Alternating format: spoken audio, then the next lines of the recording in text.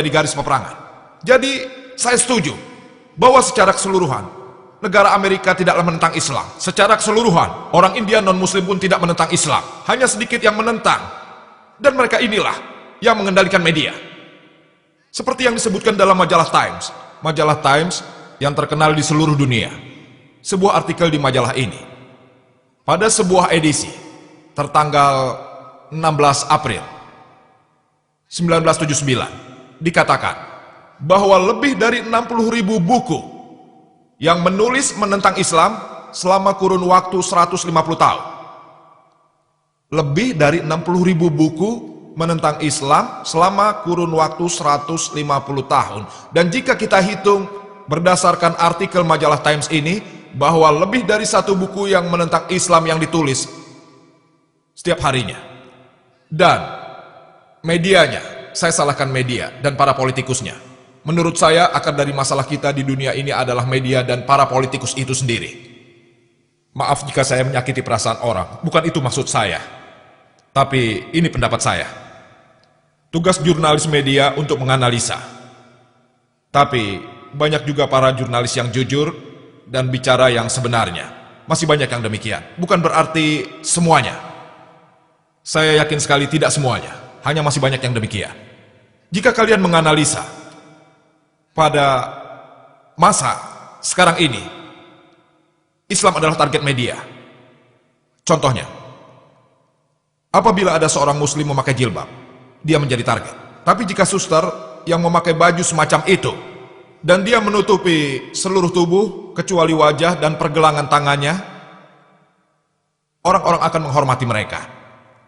Mengapa terjadi perbedaan ini? Jika seorang muslim memelihara janggut, maka dia dianggap teroris. Tapi orang Sikh boleh memelihara janggut. Tidak masalah mereka memakai sorban. Saat saya pertama kali ke Kanada tahun 90-an, di sana ada orang Sikh yang juga merupakan warga Kanada. Dia berjuang agar dia memperoleh hak untuk tidak melepaskan sorbannya saat dia masuk ke militeran Kanada. Dia memenangkan kasusnya. Dia orang Sikh. Lalu ada juga orang Sikh yang menghadapi pengadilan, di mana dia menolak melepaskan sorbannya saat masuk universitas. Dia memenangkan kasusnya juga. Di sini bisa kita lihat bahwa orang yang memelihara janggut, saya tidak mengerti kenapa orang begitu takut dengan janggut ini. Ini baru saja kejadian kemarin. Aku datang bersama kolegaku, dan kami datang ke sebuah hotel. Kolegaku itu juga berjanggut dan memakai peci. Kemudian ada beberapa polisi yang mengikuti kami dan bertanya, hanya karena janggut dan peci kami. Memangnya janggut bisa apa? Menyakiti lalat saja tidak bisa.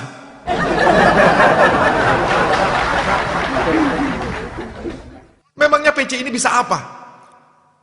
Apakah bisa menyembunyikan senjata di dalam peci?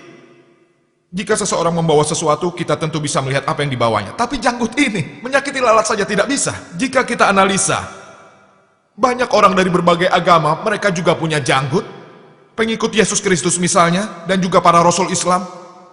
Bahkan juga para pemimpin agama Kristen, mereka memiliki janggut, seperti juga saya. Semua anggota keagamaan, hampir semuanya, tapi tidak semua. Jika kalian analisa di tiap agama, kalian akan bisa lihat mereka punya janggut. Lalu apa masalahnya? Tidak ada masalah sama sekali. Jadi semua ini kesalahan media. Salah media karena target ini dipilih. Karena inilah kalian bisa melihat ada salah persepsi di masa sekarang ini mengenai Islam. Tapi orang Muslim juga salah. Karena kita tidak benar-benar menyampaikan kebenaran kepada mereka. Kita tidak melaksanakan tugas. Kita lihat beberapa ayat Al-Quran dilaksanakan tidak dalam konteksnya. Dan salah satu ayat terkenal dalam Al-Quran bisa diterjemahkan sebagai Al-Quran berkata, jika kau lihat non-Muslim, bunuh dia. Salah satu kritikus terkenal dari India, Anda tahu Arun Shuri? Dia menulis buku yang berjudul World of Fatwa dan juga Course Al-Quran. Di surat At-Taubah, bab 9, pada ayat 5, Al-Quran berkata, apabila kau menemukan orang kafir, dalam kurung Hindu, apabila kau menemukan orang kafir, dalam kurung Hindu, bunuh dia. Kepunglah dia di tempat pengintaian. Pikirkanlah apabila seorang Hindu biasa membaca ini. Al-Quran berkata, apabila kau menemukan orang Hindu, bunuh dia. Ini akan menimbulkan reaksi. Dia akan menentang Islam.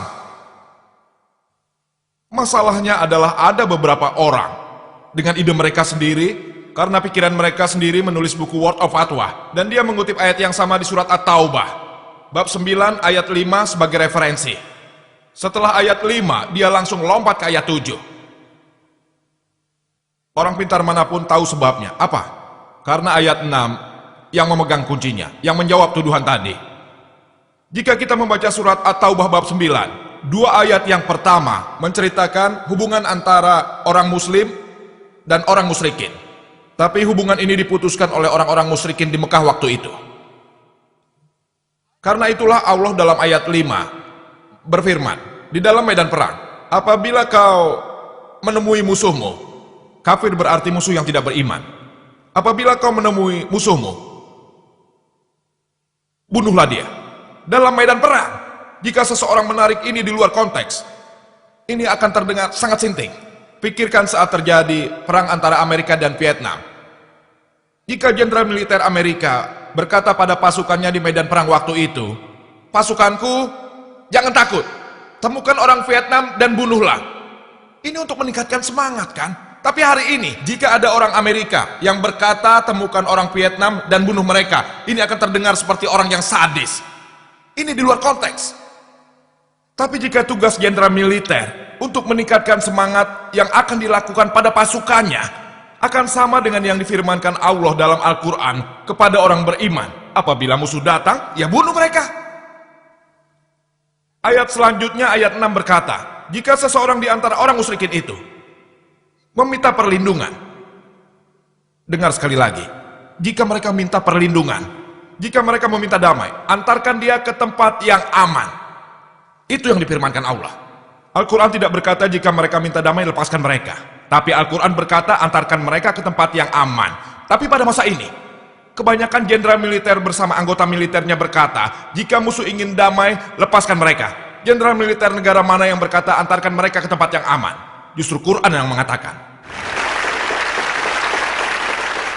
Jika Anda membaca sesuai konteks, Anda akan tahu pesan sesungguhnya dari Al-Quran. Sebaiknya kita baca kitab agama manapun. Saya mempelajari perbandingan agama. Saya membaca kitab-kitab agama lain. Alkitab, Perjanjian Baru, Perjanjian Lama, Kitab Sikh. Semuanya sudah saya baca. Dan saya temukan, di hampir semua kitab-kitab ini, hampir semuanya,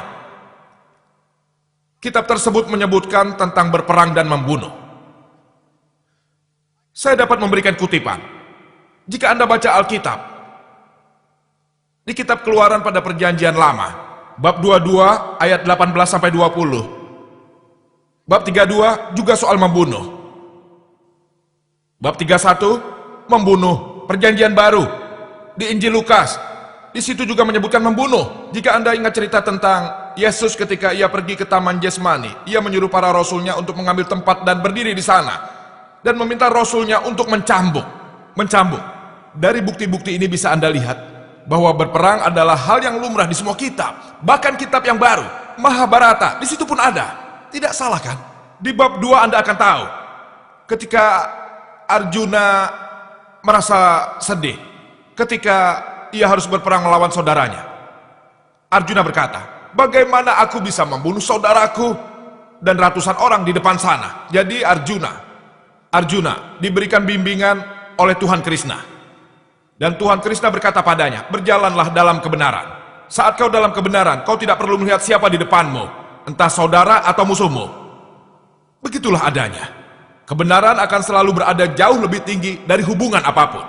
Seperti juga difirmankan dalam surat An-Nisa, bab 4 ayat 135. Ya ayyuhallazina amanu, hai orang-orang yang beriman, jadilah kamu orang yang benar-benar penegak keadilan, menjadi saksi karena Allah. Biarpun terhadap dirimu sendiri, orang tuamu, saudaramu baik kaya ataupun miskin, maka Allah lebih tahu kemaslahatannya. Jadi jika Anda mempelajari semua kitab, walaupun mungkin itu tidak selalu sama, tapi selalu saja mereka menyebutkan soal berperang. Tapi bukan berarti saat kita membuka kitab Keluaran atau ayat Bhagavad Gita, kita akan membaca bahwa menurut Bhagavad Gita kita harus membunuh saudara kita. Itu di luar konteks. Kita harus menganalisanya, bahwa untuk menciptakan keharmonisan, hal terbaik untuk dilakukan adalah kembali ke kitab kita. Jika kita kembali membacanya, kita akan tahu apa yang disebutkan dalam kitab